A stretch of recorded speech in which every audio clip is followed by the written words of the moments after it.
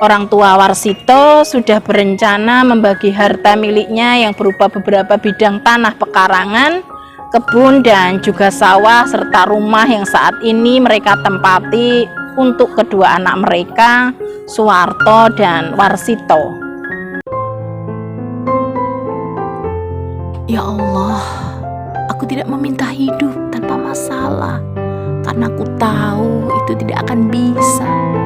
Aku hanya meminta hati yang sabar, hidup yang sehat, dan iman yang istiqomah, agar aku bisa kuat dan tabah dalam menjalani kehidupan. Open Diary.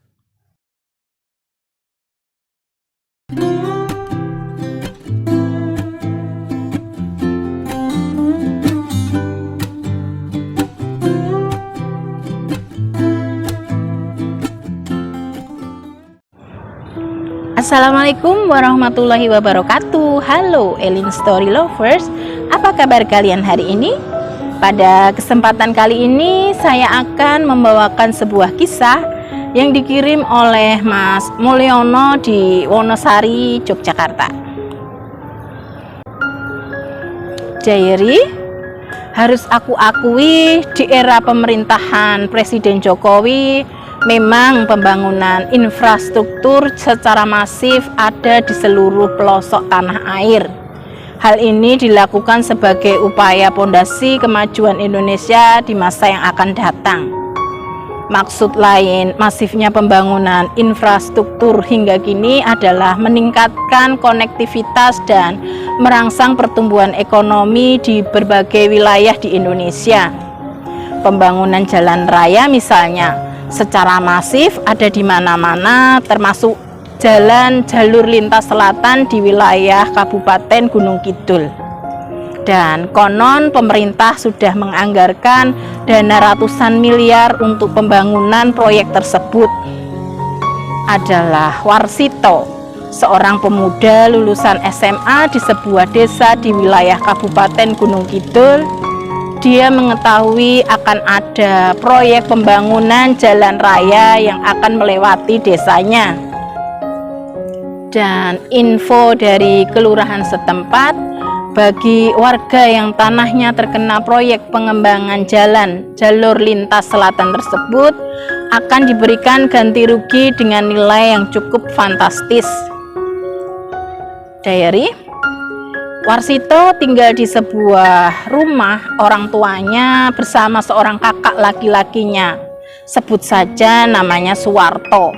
Rumah mereka letaknya di pinggir jalan, sehingga aksesnya juga mudah.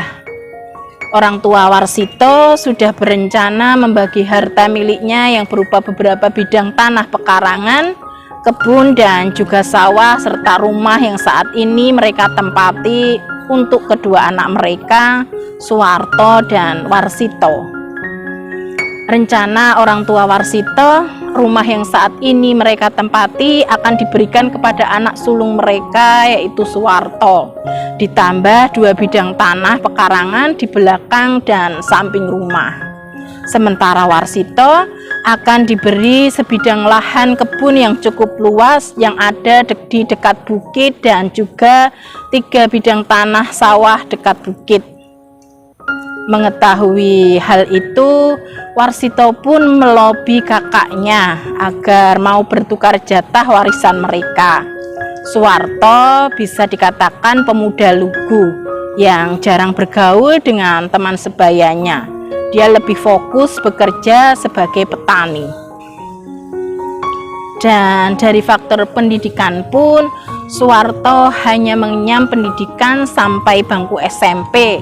Setelah lulus SMP, Suwarto lebih memilih untuk bekerja membantu orang tuanya menggarap ladang dan sawah.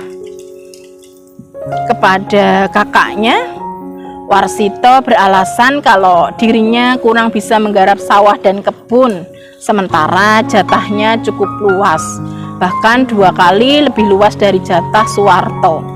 Maka sayang sekali jika nanti lahan jatahnya akan terbengkalai karena tidak digarap. Akhirnya Soeharto pun mengikuti keinginan adiknya untuk bertukar jatah warisan. Diary, karena Soeharto sudah setuju untuk bertukar jatah warisan, orang tua mereka pun tidak punya alasan selain mengikuti kemauan Warsito. Warsito pun senang sekali karena dia mendapat informasi dari kelurahan bahwa tanah warisannya beserta rumah yang saat ini masih ditempati orang tuanya beserta kakaknya akan terkena proyek pembangunan jalan jalur lintas selatan. Bayangan uang ratusan juta bahkan mungkin miliaran sudah tergambar jelas di depan mata. Diary, sekitar 2 minggu kemudian Warsito beserta kedua orang tuanya dan kakaknya dipanggil ke kelurahan terkait pendataan untuk ganti rugi tanah yang akan terkena proyek pembangunan jalan jalur lintas selatan. Warsito pun nampak bersemangat, wajahnya berbinar-binar. Mungkin seandainya di film kartun, mata Warsito sudah bergambar simbol dolar. Sesampainya di balai desa, di sana juga sudah hadir beberapa warga yang lahannya terkena dampak proyek pengembangan jalan jalur lintas selatan. Satu persatu warga dipanggil dan menghadap ke meja petugas pendataan. Tiba giliran orang tua Warsito yang dipanggil. Dari penjelasan petugas, ternyata lahan milik orang tua Warsito yang terkena proyek adalah lahan kebun dekat bukit, yang kini kepemilikannya atas nama Soeharto, kakak Warsito. Hal itu disebabkan karena efisiensi jalur proyek yang awalnya akan melewati rumah orang tua Warsito, namun dari hasil analisa tim proyek, jalurnya terlalu panjang sehingga jalurnya dialihkan melalui bukit agar lebih pendek. Warsito pun harus gigit jari karena yang menerima ganti rugi tanah adalah kakaknya. Seandainya dia tidak menukar jatah warisan orang tuanya itu, tentu Warsitolah yang akan menerima uang ganti rugi yang nilainya sekitar 4 miliar itu. Demikian sebuah kisah yang dikirim oleh Mas Mulyono di Wonosari. Terima kasih Mas Mulyono yang sudah berkenan membagikan kisahnya di Elin Story.